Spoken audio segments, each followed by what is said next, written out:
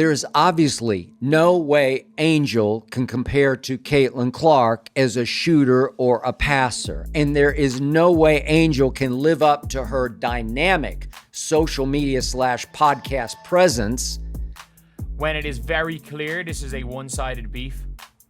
And the one-sided beef is not from Caitlin Clark. Just when you thought the WNBA All-Star Weekend couldn't get more chaotic, Angel Reese showed up and tried to steal the spotlight from Caitlin Clark. Only this time, it blew up in her face bigger than one of her missed layups. While Caitlin Clark was resting with a groin injury, Angel decided it was the perfect time to seize the moment and take shots at the face of the WNBA. But she only ended up humiliating herself. That bell notification, listen, this is a fake one-sided rivalry. We got Angel Reese taking more shots at Caitlin Clark unnecessarily. After landing in Indiana, Angel Reese attempted to hijack the All-Star event with her Reebok sneakers campaign, which raised more questions than a SAT paper. Angel chose Indiana, Clark's home turf, as the intended location to launch her shoe campaign. Subtle? Absolutely not. Desperate? Oh, you bet. In fact, Angel was so desperate that her campaign's tagline was titled, "Walk in your trap, take over your trap." It's going to raise some eyebrows, let's say. It says, I'm in your city. And you just saw it say, walk in your trap, take over your trap. Taking over your trap. Angel. Angel tried to paint the town with Reebok logos and a pathetic tagline which said, "Walk in your trap, take over your trap," all while Clark sat silently recovering. That's right, Angel decided to take cheap shots at Clark by obnoxiously declaring she had taken over Clark's home turf. Look at what Angel Reese and Reebok are doing for views. Walk in your trap, take over your trap. This is promo they're doing in Indianapolis, where Caitlin Clark plays. That is a clear shot. It's a clear shot. Excuse me? What trap are you talking about? Because we only saw Angel with a couple of fans and a whole lot of crickets. Even still here, you had the Angel Reese saying that she was, taking over Indiana, and there's about 15 fans there. And more than wearing Caitlin Clark merch than her merch. She pulls up with about 15 fans, and I'm like, take over, Angel, take over. This is her city now. And I'm like, let's be honest. No one was talking about her sneakers. Everyone was too busy refreshing injury updates on Clark. Reese might have walked into the trap, but she forgot one key element. You can't take over someone else's kingdom when the queen is still on her throne. And how can you claim a takeover when you only have about 15 fans who showed up, and half of them happen to be the camera crew? Reebok, Angel Reese are taking shots at Caitlin Clark, using her as promo. Angel Reese, let's be clear here. Let's just be all the way clear here. This is nonstop. She has attached herself to Caitlin Clark at every single turn, and she has benefited. What made the whole stunt so laughable was the sheer transparency of it. She wanted to ride Clark's absence for clout, but the fans, they smelled it from miles away. She's Not Caitlin Clark trended faster than any highlight Angels had this season. Because deep down, we all knew what she was trying to do. If Caitlin can't be there, maybe Angel thought she'd slide into the spotlight unchallenged. But guess what? The spotlight refused to move. And because she talks a lot and complains a lot and self-promotes a whole lot, she's going to open herself up to lots and lots of criticism. Clark's fans were quick to react. They weren't fooled for a second. They called it tone-deaf, opportunistic, and embarrassing at the same time. Honestly, calling it a stunt is generous. This was less of a stunt and more like your cousin trying to do a backflip at the barbecue and landing face first into the coleslaw. The backlash wasn't mild either. Social media turned into a roast session. And guess who was the main course? Angel Reese, reheated and served with a side of "You tried it?" And after going in All-Star break, riding the coattails, walk in your trap, take over your trap, I'm gonna use CC to sell my shoes. I'm gonna say this weekend was great because of the players. Not the fans, but because of the players. Angel Reese follows that up with a stinker. Oh man, and was it a stinker? Let's not forget, this is the same Angel Reese who once wore a tiara to games and called herself the Bayou Barbie, despite playing like a garage sale version of Barbie with broken knees and no articulation. She made a whole personality out of pointing at her ring finger in college, and now she thinks she can skip the performance part and go straight to legend status. Part of her problem is she's got a severe lack of maturity, but she'd go on a blocking spree for anybody that's critical about her. You want to be critical about people being critical about you. How about you not acting like this? I'll take that role. I'll take the bad guy role, and I'll continue to take that on and be that for my teammates. And if I want to be that, and I know I'll go down in history, I'll look back in 20 years and be like, yeah, the reason why we watching women's basketball is not just because of one person. It's because of me too, and I want y'all to realize that. We? Who in the hell is we?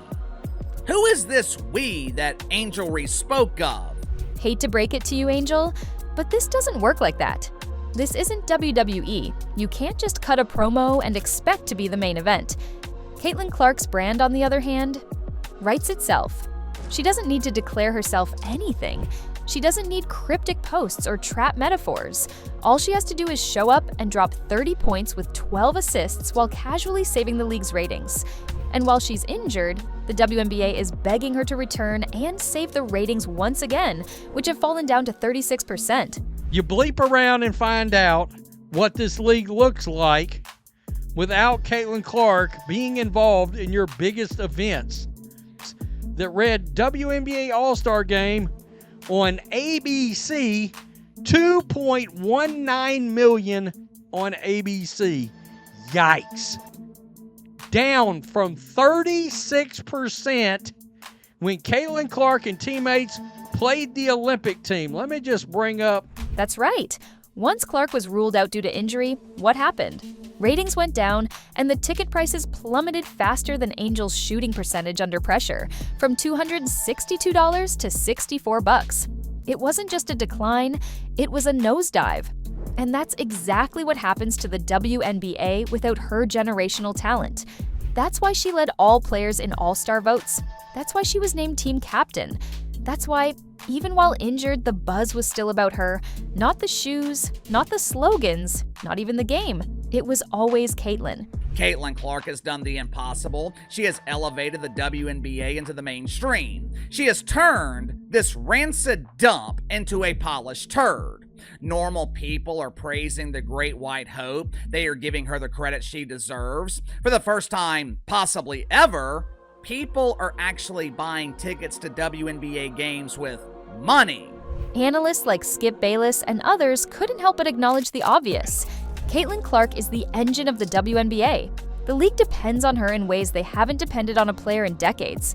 Her absence didn't just dim the lights, it practically shut the arena down. Without her, the All-Star Weekend felt like a rec league scrimmage with better lighting and a few sponsored hashtags. There is no we elevating the WNBA. There is no they, and there's damn sure no them. The only proper pronoun elevating the WNBA is I, and the only person qualified to use that pronoun is Caitlin Clark. And then there's Angel, who is trying to create a rivalry that no longer exists. She's clinging to this imaginary feud like it's her final lifeline. But here's the truth. The rivalry's dead. It's been buried, eulogized, and now she's trying to dig it up with a Reebok shovel. Like I said, this is a fake rivalry. I think you've won one game versus Caitlin Clark. You've never won in Indiana at all. It's just like you continue to attach yourself to her at every turn and use her as promo. Let's keep looking at it. The fans have moved on. Caitlin Clark's game has moved on. The scoreboard moved on too. Every time they've matched up this season, it hasn't been close. You can't revive a rivalry when one side is already miles ahead. And here's the interesting part. When you consider both of these athletes, there's literally no competition. One is a generational talent, and the other is a hyped-up player. One loves being in the gym, and other is, well, not in the gym at all. Gym. We have not seen one video of Angel Reese back in any gym. None of it. Every player posts when they're in the gym. Angel's not in the gym. That's why you don't see posts of Angel in the gym. One is a literal professional, and the other, more of a media clown. And the funniest part, Clark has never said a negative word about Reese. Not once. The restraint, the class, the indifference, it drives Angel absolutely insane because she can't bait her into the drama. She tries to stir the pot, and Caitlyn just keeps cooking. Clark lives so rent-free in Reese's head that she should probably get mail delivered there. But the fact of the matter is you continue to take shots at her, and then when them shots get fired back, nobody likes it. We don't have no videos of Caitlyn Clark really taking shots at Angel Reese. Meanwhile, Reese can't take half the criticism she dishes out. She's always misunderstood, attacked, or taken out of context. But when it's her doing the clowning, suddenly it's just having fun. This would be absolutely hilarious if it weren't for the irony here. Angel is the media darling, the Bayou Barbie, but when she gets called out, she pretends to be the biggest victim of the WNBA. Now, in her defense, her pretend friends in the media created this false narrative. Her pretend friends spent the previous month telling her lies. Ooh, Angel, you're so amazing! Your mythical streak of double-doubles should be celebrated! You're a role model for young women. What's even sadder is that this All-Star weekend could have been an opportunity for Angel to just ball out, to let her game speak, but instead, she let her marketing team run wild while she stood center stage and missed the shot again. And with every failed campaign, with every desperate stunt, she distances herself even more from the player she's so clearly obsessed with outshining. And it's just, it's funny how there's a certain group of people who allow her to constantly take shots and attach herself to this girl at every turn. But the minute anybody says anything about it, they cry. And let me tell you one thing. It's not just about Clark's superior stats compared to Angel Reese. It's about the way she carries herself. She doesn't need to take jabs. She doesn't need to dress up pretty for branding. Her play humbles opponents. Her leadership uplifts teammates. And her silence, oh man, her silence speaks volumes. Especially when Angel is doing cartwheels in front of the media to get a reaction. But I think the criticism really gets to Angel Reese. I think it bothers her. I think the comparisons to Caitlyn Clark bother Angel Reese too, because deep down, she knows they are nowhere near on the same level. I have been telling you guys for years, Angel Reese is an attention seeker. She is constantly seeking attention, constantly seeking validation. Let's be honest, Angel Reese is marketable, but for all the wrong reasons. She's become the WNBA's reality show character. Drama? She brings it. Spicy takes? Absolutely. But her performance and consistency are still missing. And the more she doubles down on the antics, the more the league begins to realize who's actually moving the needle. It ain't tiaras and slogans, it's buckets and assists. That's what people are buying. That's why Clark's jersey sells out while Angel's shoes collect dust on the clearance rack. She is also using Caitlyn Clark promo, just blatantly firing off shots at her. Amping this fake rivalry. It's not even a real rivalry. We have a great, Angel Reese, you just learned how to make layups about 5 minutes ago. You just learned how to make layups. You just start making layups 5 minutes ago. Let's not, come on, man. We have an all-time great basketball player versus somebody who's good and improving. This is not it's just not. I get it. You make money off. And this isn't just about a shoe campaign gone wrong. This is about the deeper insecurity of a player who knows that, despite the flash, the substance just isn't there yet. The fans see it, the media sees it, the scoreboard sees it. And maybe, just maybe, Angel Reese is starting to see it too, which is exactly why this All-Star Weekend humiliation stung so badly. Because it wasn't just that her plan failed, it was that no one even cared enough for it to succeed. Powerful people are lining up to invest in the WNBA. Yes. Ratings have taken off. Caitlyn Clark is able to sell out NBA arenas. I know not every other team is and every other player is, but you've got a phenomenon. Clark didn't even show up, and yet somehow she stole the show. Meanwhile, Angel was standing in Indiana like the kid who showed up in costume to a party that got canceled.